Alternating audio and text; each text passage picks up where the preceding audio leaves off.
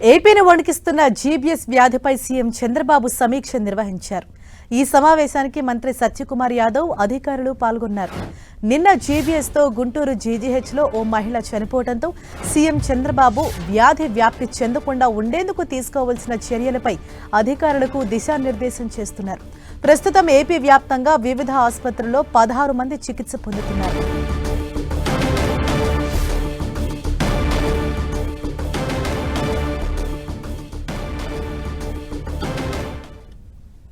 ఇంతవరకు మహారాష్ట్రను వణికించిన గులియన్-బారీ సిండ్రోమ్ ఇప్పుడు తెలుగు రాష్ట్రాలను భయపెడుతోంది. ఏపీలో తొలి జీబీఎస్ మరణం నమోదైంది. దీంతో వైద్యారోగ్య శాఖ అధికారులు అప్రమత్తమయ్యారు. జీబీఎస్ వ్యాధి వ్యాప్తి చెందకుండా ఉండేందుకు తగిన జాగ్రత్తలు తీసుకోవాలని ప్రజలకు సూచిస్తున్నారు. ప్రజలంతా వ్యక్తిగత శుభ్రతను పాటిస్తూ జాగ్రత్తగా ఉండాలంటున్నారు. 1,00,000 మందిలో ఒకరికి అరుదుగా కనిపించే వ్యాధి అని, ప్రజలెవరూ భయపడాల్సిన పని లేదని డాక్టర్లు చెబుతున్నారు. ఏపీలో తొలి జీబీఎస్ మరణం నమోదైంది.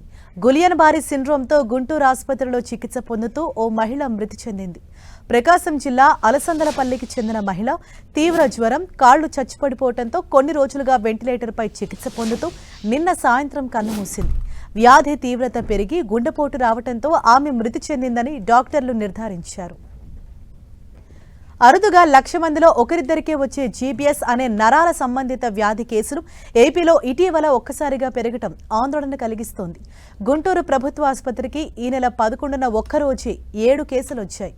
ఏలూరు, ప్రకాశం, పల్నాడు జిల్లాల నుంచి 4, గుంటూరు చుట్టుపక్కల ప్రాంతాల నుంచి 3 ఈ వ్యాధి లక్షణాలతో ఆసుపత్రిలో చేరారు. వారిలో 2 వెంటిలేటర్పై చికిత్స పొందుతున్నారు. అదే వ్యాధితో కాకినాడలో ఇటీవల 2 చేరారు.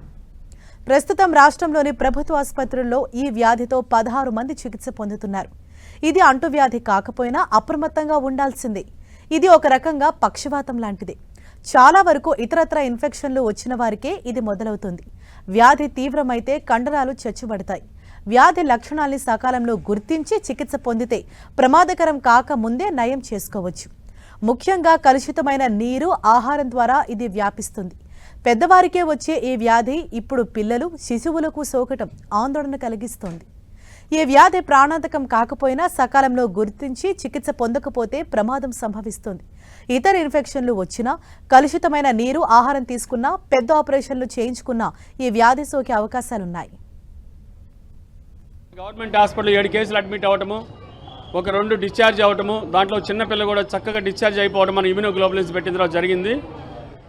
ఆ తర్వాత కృష్ణబాబు గారు ప్రిన్సిపల్ సెక్రటరీ వచ్చి, డిఎంఈ గారు వీళ్ళందరూ వచ్చి కూడా మన వార్డులన్నీ పరిశీలించి చాలా బాగా జరుగుతుంది ట్రీట్మెంట్, ఇక్కడ ఇమ్యూనోగ్లోబులిన్స్ అన్నీ కూడా బాగా అందుతున్నాయని సంతృప్తి వ్యక్తం చేసిన రెండో రోజే మనకి కమలమ్మ అనే ఒక పేషెంట్ ఆ రోజు కృష్ణబాబు సార్ కూడా చూశారు వెంటిలేటర్ మీద. వారు కూడా మాట్లాడారు.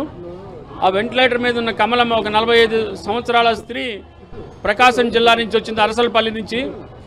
ఆ అమ్మాయి ఆవిడకి నిన్న ఇవాళ అనుకోకుండా 2 సార్లు 3 సార్లు కార్డియాక్ అరెస్ట్ రావటము. ఆ న్యూరాలజీ హెచ్ఓడి మేడం అరుణ గారిని అడిగితే చెప్పారు, మేము ఎంతో కష్టపడ్డాం సార్ ఇవన్నీ రివైవ్ చేద్దామని.